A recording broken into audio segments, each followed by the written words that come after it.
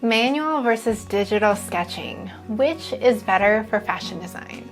We are going to explore the differences between manually drawing and drawing with a computer. Plus, we'll talk about the advantages of both options. We'll also be discussing the differences between different software options, like vector-based versus rasterized.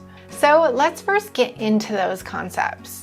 Manual drawing is what's been going on for centuries. We absolutely love manual drawing for getting those ideas out of our head in a really quick and easy way. Let's talk about computer options. Now, lately there are so many different options in using the computer for sketching with fashion design.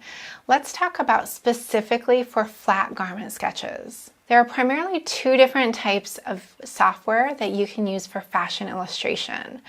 The first most commonly used software is Adobe Illustrator, and this is a vector-based program.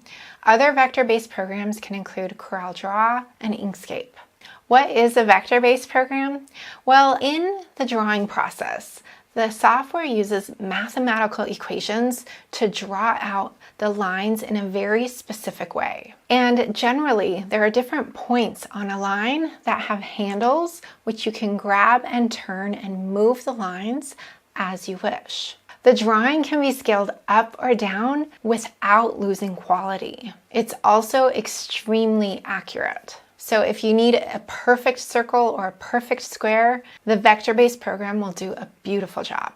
Let's talk about a raster-based software. So a raster-based software is made up of a whole bunch of different pixels, and these pixels are drawn into. There are many different rasterized programs, including Adobe Photoshop, Procreate, and Corel Painter. Many times, these rasterized programs are used to touch up different photographs or things like that, but you can also use them for drawing. A really great thing about these rasterized programs is that it feels like you're manually drawing, but drawing in the computer or on a tablet. So what are the advantages or disadvantages of each of these options? Let's start with that vector-based program. Advantages here are that you get a very accurate sketch. Those sketches can be utilized throughout the entire design and product creation cycle. The downside is that it takes a lot of time and effort to get those sketches to look nice. So if you really want to quickly get an idea out, a vector-based program is not quite the right software for that. But it's a great option if you want to go to production or if you really want to nail in those designs for a portfolio or for professional use. Let's talk about those advantages and disadvantages of a rasterized program. This is a wonderful compromise between vector-based and manual drawing. It feels like manual drawing, but it goes into a computer or a tablet, making it digital. So you kind of get the best of both worlds here. The disadvantage of this, though, is that sometimes it's really hard to get used to drawing on a tablet, or if you have some sort of a tablet connected to the computer, this can be very difficult because you can't physically see the sketching on the tablet, but you can see it on the computer. So making that eye to hand coordination connection can be hard. If you're using a physical tablet that you can actually see a screen on, that can definitely be like drawing on paper. So it takes a little bit of time to get used to that process, and there are many wonderful apps that work in coordination with tablets like Procreate that are super easy to learn. Just takes a little bit of time in that learning curve. The downside is that it's not as perfect as a vector-based image. So if you're looking for perfection, those rasterized software programs probably won't give it to you quite the same, but in the end, the quality is still really good. Now let's talk about manual drawing. So should you be using manual drawing in your design process? Absolutely. And the number one reason why I like to manual draw is because I don't always have my tablet with me everywhere, or I really love having a sketchbook. I love having a physical sketchbook, and I love flipping through the pages of it and seeing where my design process was at certain stages in my life.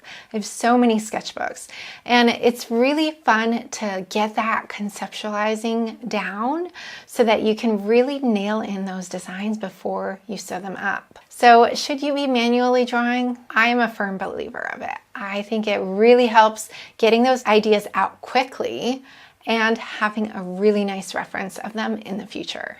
Let's talk about an acceptance portfolio for getting into a fashion school. Should you be using manual or computerized drawing for flat garment sketches? Well, more and more these days, people are definitely using computerized programs. But if that's not your skill set and you are stronger in manually drawing, there is nothing wrong with it. As long as it doesn't say there's a requirement in the briefing to do computerized, you can do whatever you're most comfortable with. And if you do go with a computer option of using a vector-based or a rasterized base, it will look a little bit more clean than if you do it manually.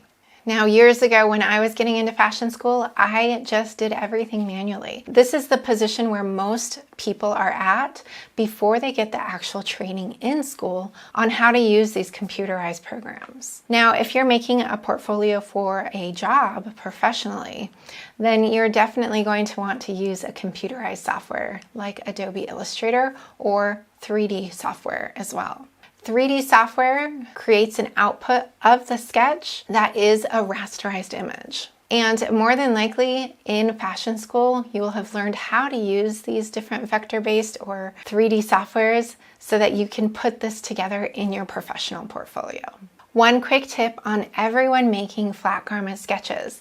Now, when you're using the fashion design book to make your flat garment sketches, you're mixing and matching the different libraries together to create your own unique styles.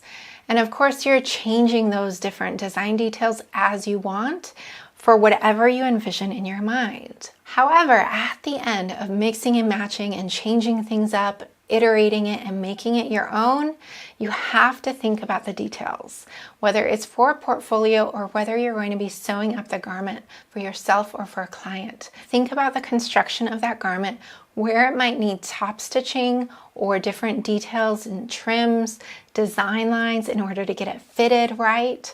Think about all of those things before you start sewing. And if it's for a portfolio, those little design details really make a difference in the technicality of those sketches. It will really give you a head start in looking like a more professional portfolio. I want to know in the comments below, do you like to sketch manually or with the computer? Let me know. If you want a head start in learning how to draw flat garment sketches, definitely check out the fashion design book if you haven't already. There is an option to buy this with an Adobe Illustrator file format so that you can try it out in that program. And there's also an option to buy this as a PDF file. This PDF file can be either printed at home or it can also be used with Procreate, which is a raster-based software on tablets. If you've been watching these videos through the fashion design book and all the QR codes linked to these videos, I just really want to say thank you so much for following along on this journey with me. I really appreciate that you've joined me. It's been so much fun. I hope you've learned a lot and I hope your sketching is really improving. I'm Gina Renee and I teach online pattern making and design courses so that you can create clothes you love that fit. I would absolutely love to see you in one of the online courses I teach. This has been an absolutely amazing journey going through the entire fashion design book, through all these videos. Thank you so much for joining me. If you've enjoyed it, let me know by liking and subscribing, and I hope to see you in the next one.